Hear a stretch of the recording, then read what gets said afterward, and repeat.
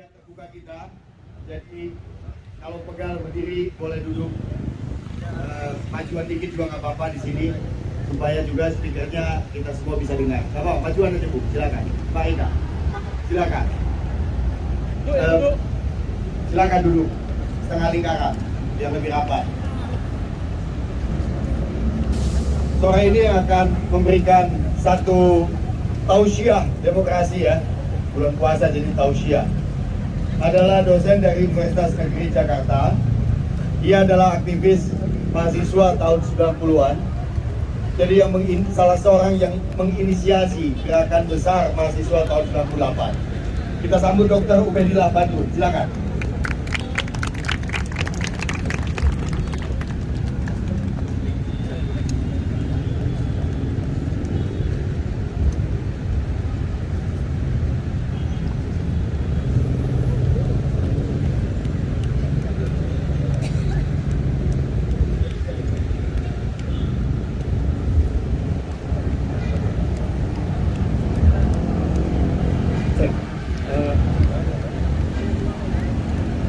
Selamat sore semuanya. Assalamualaikum warahmatullahi wabarakatuh. Salam sejahtera untuk semuanya. Saya hadir karena persoalan yang sangat serius tentang banyak hal, tentang demokrasi, tentang hak asasi manusia dan lain-lain. Terima kasih untuk para teladan dua yang telah membersamai aksi yang sudah sekian lama, masuk para inisiatornya, masih dan yang lain, orang korban, Salib, Jali dan lain-lain.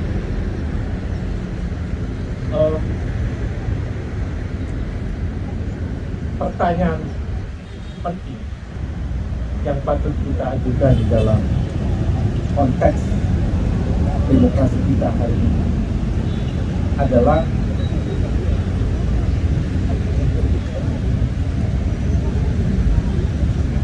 demokrasi kita hari ini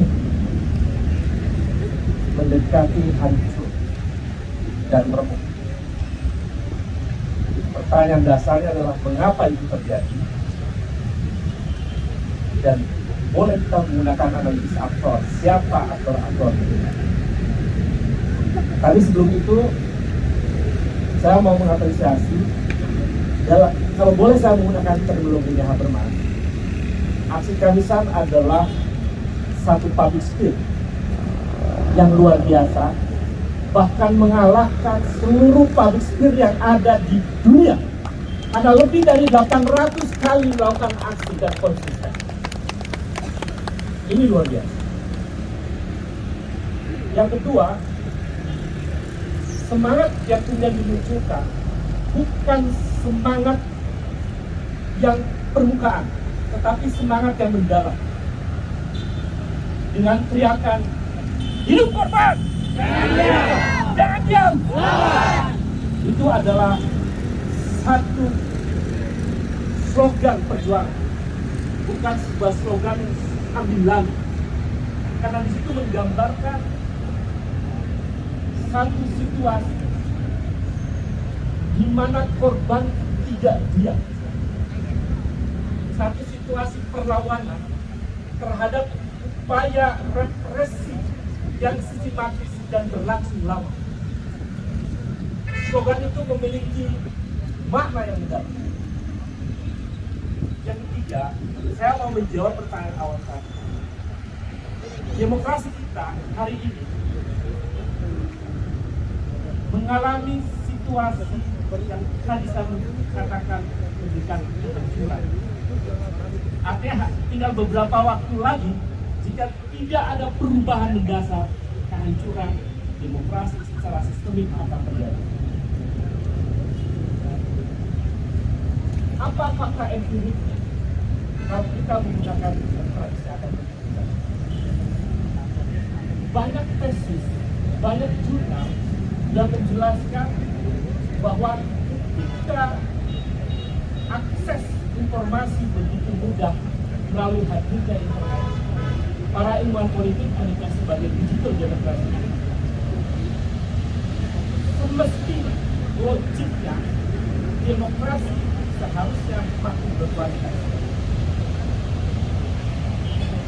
Lebih dari 170 juta orang Indonesia memiliki akses internet.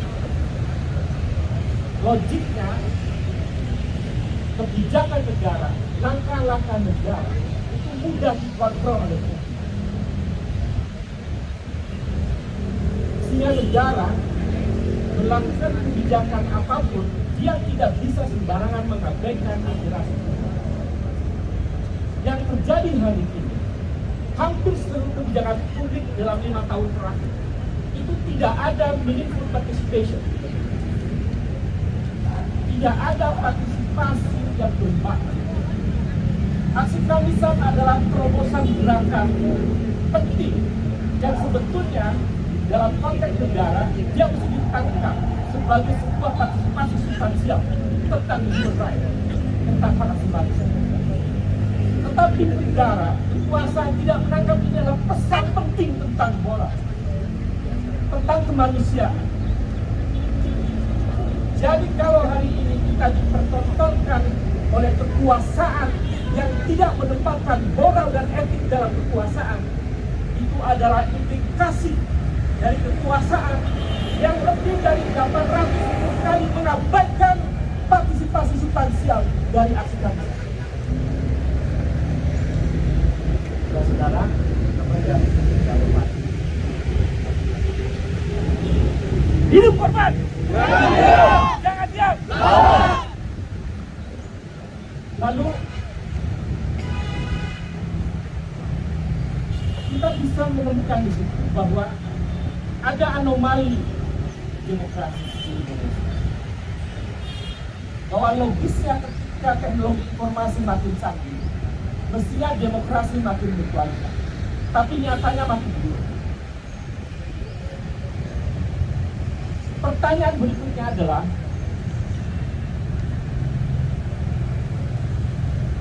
faktor-faktor apa saja yang membuat demokrasi kita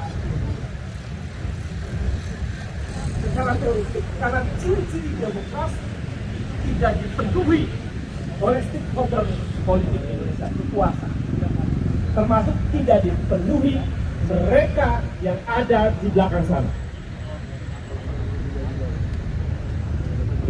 Apa contoh paling empirik kita? Kita masih ingat ketika 2019 ada aksi besar dari kelompok civil society, mahasiswa, buruh, pekerja, petani, dan lain-lain, akademisi. Ratusan ribu dengan tagar reformasi di korupsi dengan warna hitam dan garis untuk mengingatkan agar undang-undang korupsi jangan direvisi.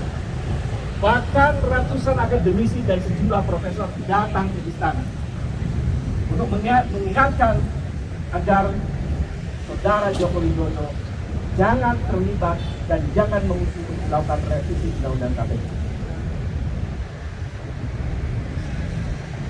Tapi apa yang sudah terjadi?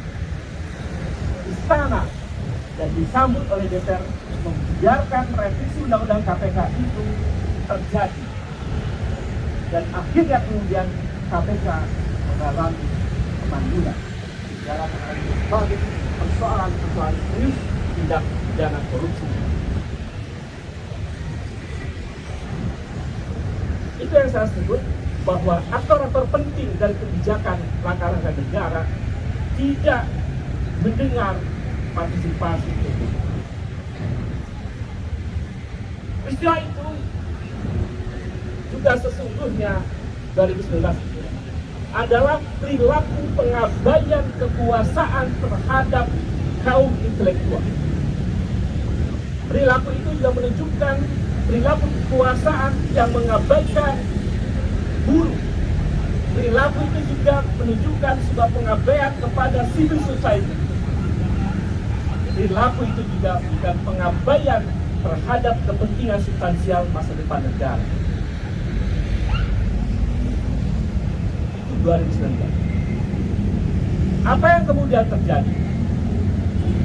Kita dipertontonkan oleh sebuah dramaturgi politik yang paling mengejutkan.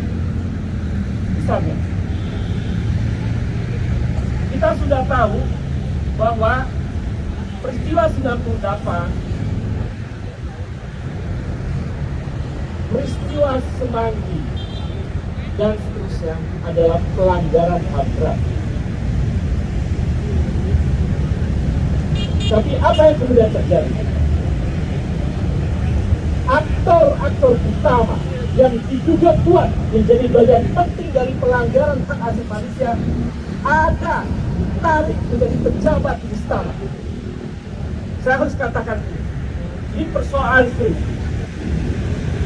Bagaimana mungkin istana berakrab-akraban dengan mereka yang diduga kuat dan diputuskan menjadi pelanggar hak asasi manusia? Diangkat menjadi Menko Polkam, saya harus katakan itu. Diangkat menjadi Wakil Pres. Sekarang diangkat menjadi Menteri Pertahanan periode ini. Ada yang diambil Menteri Pertahanan. Dan lebih parah lagi, istana mendukung yang bersangkutan menjadi calon presiden. Dan lebih parah lagi, kemudian yang mendampingi sosok ini adalah putra mahkota. Ini terlalu sempurna untuk kejahatan politik. Saya harus katakan itu dengan konsekuensi akademis saya. Dan saya bisa bertanggung jawab dari saudara-saudara. Dalam perspektif substansial, di mana kita melihat tidak ada meaningful participation dalam 2019. Tadinya kami berpikir itu sudah cukup untuk membuat rezim kekuasaan istana dan parlemen berhenti melakukan tindakan-tindakan yang mengabaikan partisipasi berhak dari itu. Tapi apa yang kemudian terjadi? Peristiwa pengabaian terhadap partisipasi bermakna dari publik itu kemudian terjadi lagi, yaitu inisiatif dari istana mengajukan undang-undang Omnibus Law Cipta Kerja kepada DPR. Dan ini inisiatif eksekutif. Dan undang-undang itu ditolak oleh publik. Ratusan bahkan ribuan kaum cendekiawan menolak undang-undang. Ratusan ribu mahasiswa menolak undang-undang. Ratusan ribu buruh menolak undang-undang itu.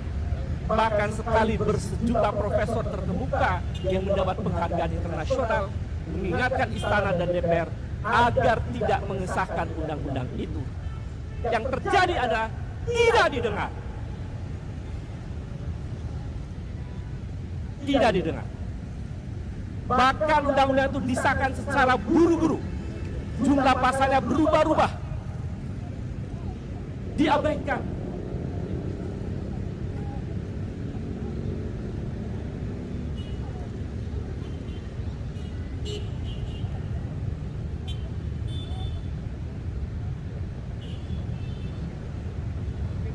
Para cendekiawan banyak yang meneteskan air mata. Ini ada apa di istana? Ada apa di parlemen kita? Dan mereka dengan arogan mengesahkan undang-undang itu. Kami berpikir, kaum akademisi merasa cukup itu dia lakukan sampai di situ juga. Tiba-tiba undang-undang pemilu melalui judicial review ke MK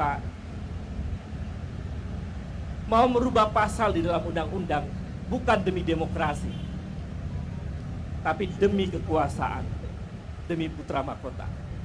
Keluarlah putusan nomor 90 tahun 2023. Semua kita protes.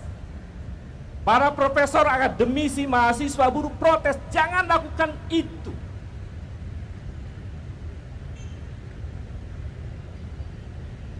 Tapi istana diam. Lalu kemudian putusan itu diterima, bahkan didorong, karena putusan itu menjadi karpet merah untuk putra mahkota.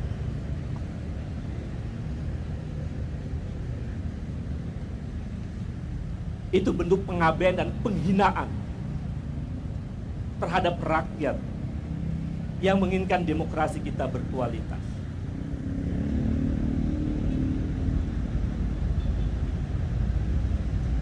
Teman-teman ahli hukum tata negara berkomunikasi dengan kita semuanya, dan mereka juga meneteskan air mata dengan banyak peristiwa ini. Persoalan hak asasi manusia yang menjadi persoalan panjang sejak tahun 98 sampai sekarang tidak pernah dituntaskan, lalu menciptakan luka-luka baru. Dan kita juga masih ingat 2019 juga ada kawan-kawan kita yang ditembak mati, ada mahasiswa yang ditembak, ada di Halu Uleo, di Kendari dan Jakarta, dan seterusnya. Jadi alih-alih rejim ini menuntaskan pelanggaran HAM masa lalu, tapi rezim ini menciptakan pelanggaran HAM baru. Apa kemudian data yang bisa kita kemukakan? Faktanya, indeks demokrasi kita itu buruk, cacat. Faktanya, indeks hak asasi manusia kita rapotnya merah. Bayangkan, di tengah situasi dunia yang sudah modern, para pemikir politik tidak menyangka indeks demokrasi kita sampai jeblok, skornya 3,2. Di tengah munculnya generasi baru yang mayoritas menjadi pemilih dalam proses elektoral, yang melek teknologi, yang mudah mengkritik melalui media sosial, tapi justru indeks hak asasi manusia kita buruk, 3,2. Ini bencana. Karena itu, menurut saya, hari ini kita dipertontonkan oleh sebuah praktek demokrasi yang saya sebut sebagai pseudo demokrasi. Demokrasi semu yang hanya mempertontonkan sebuah proses prosedural elektoral yang berbiaya sangat mahal, puluhan triliun rupiah. Bahkan bisa jadi kalau di total bisa sampai ratusan triliun rupiah. Tetapi hasil proses elektoral itu menunjukkan adalah hasil yang justru melegitimasi, membenarkan bahwa melanggar hak asasi manusia itu boleh, bahkan bisa menjadi bagian penting dari kekuasaan. Maka tidak ada kata lain kecuali lawan. Hidup korban. Jangan diam. Saya kira itu yang bisa saya sampaikan dalam kesempatan ini. Mudah-mudahan kita terus bersama-sama mengingatkan bahwa semangat kita adalah semangat substansial. Semangat kita adalah semangat untuk menyelamatkan Republik dari bencana besar. Bahwa Bapak yang mungkin di luar sana, mengapa kita harus melakukan ini? Sebetulnya adalah demi Republik. Konsep negara Republik ketika di awal kemerdekaan itu muncul dengan spirit res publica. Itulah semangat untuk melayani rakyat, res publica, melayani rakyat, melayani publik. Mengapa para pendiri bangsa bukan memilih jalan monarki, tapi memilih jalan republik? Karena substansi dari hadirnya negara Republik Indonesia adalah melayani rakyat. Melayani apa? Melayani kemanusiaan. melayani kepentingan orang banyak. Yang kita lakukan hari ini sesungguhnya adalah untuk menegaskan kita ingin betul-betul negara ini betul-betul menjalankan sebagai negara republik yang kemudian menempatkan rakyat sebagai subjek bukan sebagai objek. Saya kira itu. Terima kasih. Hidup korban! Jangan diam! Terima kasih.